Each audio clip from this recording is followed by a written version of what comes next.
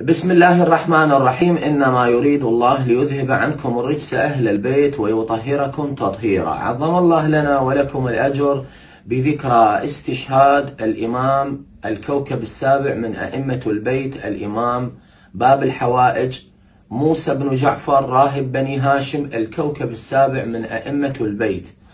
يا سمي الكليم جئتك أسعى والولا مركبي وحبك زادي، مسني الضر وانتحى بي فقري نحو مغناك قاصدا من بلادي، لا تمحى إلي الذنوب إلا عند بابك المعتاد، إلا عند باب ابن جعفر موسى، عند باب الرجاء بالرضا جد الجوادي، إذا استجارت بك كل اللوائج فتمسك بالعروة الوثقى لدى كل هائج، وإذا جار الزمان فإني واثق بخير النتائج، أنا لا ألتجي بباب في الحياة غير باب الحوائج.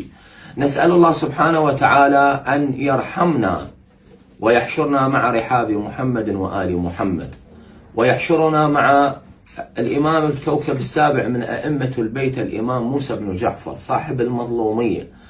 نسأل الله بحق هذا الإمام أن يرفع هذه الغمة عن هذه الأمة، أن يرفع هذه الغمة عن العراق وأهله، أن يشغل الظالمين بالظالمين ويجعلنا من بينهم سالمين آمنين.